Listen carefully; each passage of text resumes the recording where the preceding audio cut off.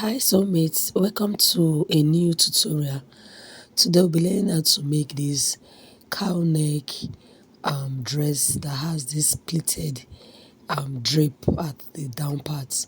Now I have 3 yards of fabric. It's a Duchess fabric. I bought 3 yards of it. Now I folded it into two and I bring in my pattern. I already have this pattern drafted. It is just a normal basic block. So go ahead and draft your basic block for both front and back, and you'll be using it to cut this cow neck. So if you want a keyhole at the back, you're just going to place your curve roller. You leave like 1.5 inch space from your neck depth and to your chest line. Just curve it and cut it out. That is if you want a keyhole, but if you don't want a keyhole, leave it like that and put the zip all the way to the neckline. Now for my pattern, I'm going to drop the back and I'll be working on the front. Now the tutorial is just on how to learn how to get, to cut a cow neck. Then the down parts will be at the later part of the video. So let's continue. On your chest line, guys, where you see my scissors touching, just slash it into two. Now this pattern is without sewing allowance. I'll be putting the sewing allowance on the fabric. So after slashing it into two, I went ahead to close the bust dart. So like I said, if you are not putting a bust dart, it is still okay. So this is me closing my bust dart. Then I just use my hand to just press it down. Then I'm going to arrange it properly. I use my pins to secure it down. Now the space I left in between is 7 inches. If you don't want a neck cow neck that is too obvious, 5 inches is okay. I did 7 inches and I use my pins to secure it down. After that, guys, I'm going to place my ruler. Now you see the shoulder point, that's neck width.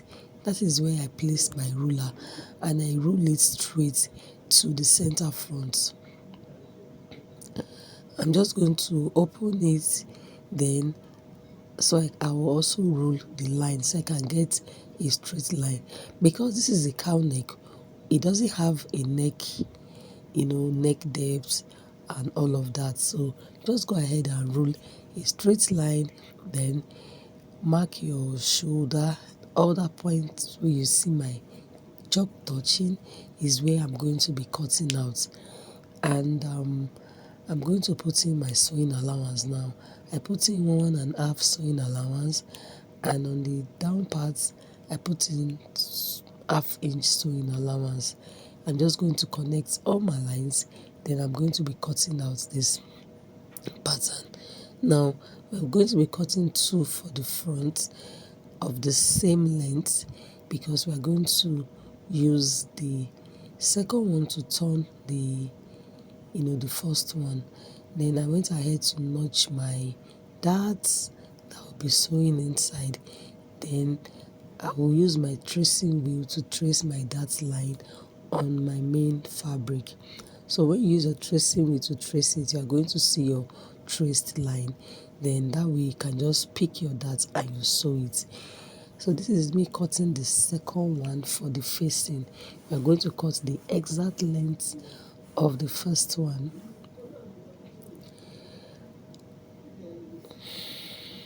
Sorry about that.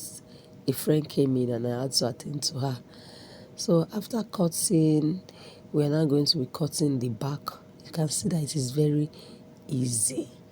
So I'll bring in the back and I'll also cut. This is me also making sure I notch my darts on the second part. So this is the back piece, guys. I'm going to arrange it and I'll put in the sewing allowance and zip allowance. And zip allowance, I also put in allowance there because it's going to have hook and eye that I'm going to use to just sew it together. So everything I do, you go ahead and do that on your pattern. 1.5 sewing allowance. On the armhole, I'm not adding armhole allowance because it is a sleeveless. It is a sleeveless pattern. So after connecting everything, guys, now I'm going to tell you guys something. On the shoulder, add ½ inch sewing allowance on your shoulder, but don't add on the front. On the front, I did not add sewing allowance on the shoulder of the front, but for this back, just add ½ inch sewing allowance to the back, so that the back can be longer than the front a little bit. Go ahead and use your tracing wheel to trace the darts on your pattern. I'm going to cut 2 of these as well. Then let's start sewing. I'm going to open my front and we're going to be sewing front and back. Place them right side on each other. Then you're going to be all the place where you see my hand touching, yeah, you sew there. You will not sew the shoulder, sew the armhole and sew the side with ½ inch. Then pick your darts and also sew your darts. Also sew your darts. Then you take your back pattern and you'll be sewing. Now for this back, guys, go ahead and sew the neck, sew the keyhole and the zip allowance, but don't sew the armhole and the side seam, because we'll be turning the front from there. I'll show you guys what I mean. Then pick your darts and sew your darts. After sewing the front, can you see when you flip it, that is how your cowl neck is going to look like. So take your back, arrange it like this, then take your front, place them on each other. That part where I said you will not be sewing is where you're going to be turning the front shoulder from. So when you place your front on it, right side to right side, you're going to open your shoulder, put your front shoulder inside, you flip it like that, and you're going to sew with ½ inch. When you sew with ½ inch, you will notice that the back is now longer than the front. Yes, because we already sew the front shoulder. So wherever it stops, you are going to now continue sewing from there all the way to the armhole. You sew like this, then you will now sew a hair exactly from where it stops all the way to your armhole. You sew, then you sew to the side seam. You repeat the same thing for the other shoulder. You flip it, then you are going to sew it all the way to the armhole and to the down part. You sew like that. So let's go and sew. After sewing, guys, this is how it is. Can you see it?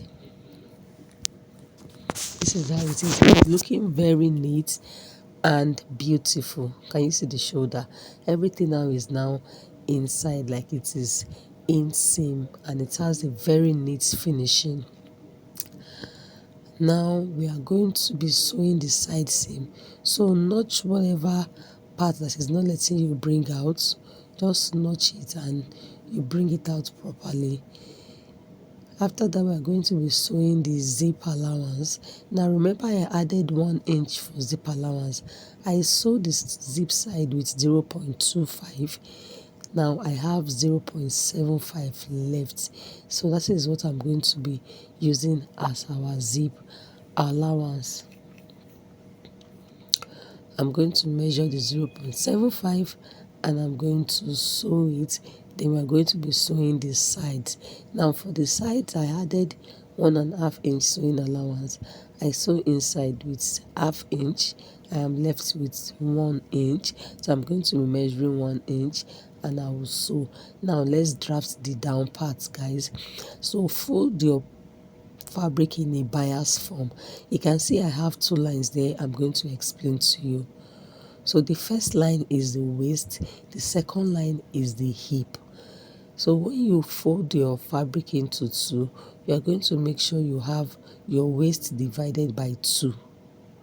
exactly plus your 1 inch sewing allowance. Then go down from the waist and mark 9 inches. That will serve as your hip line.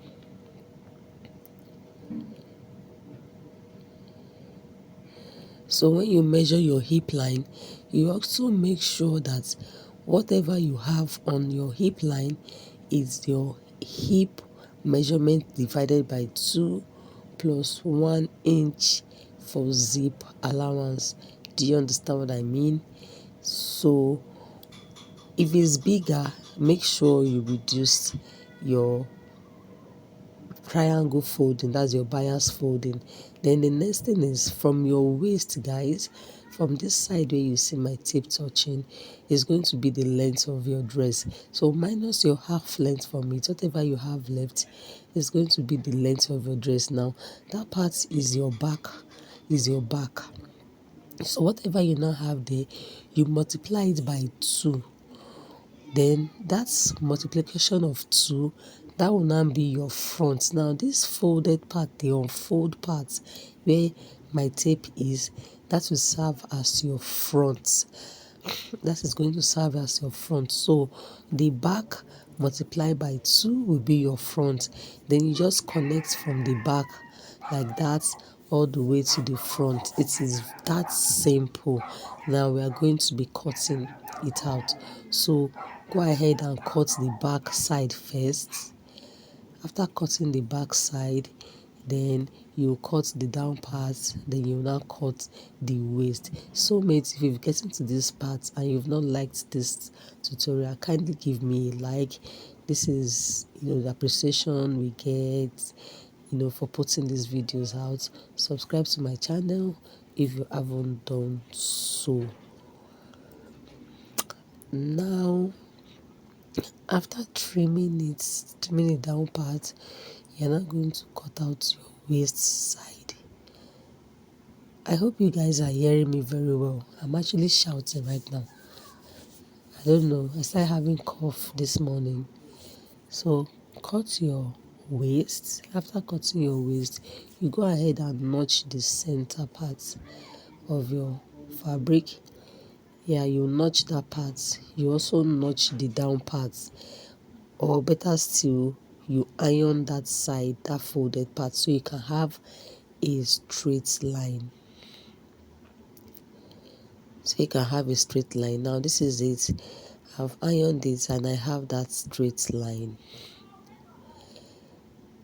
Can you see it? So I'm going to bring in my upper part.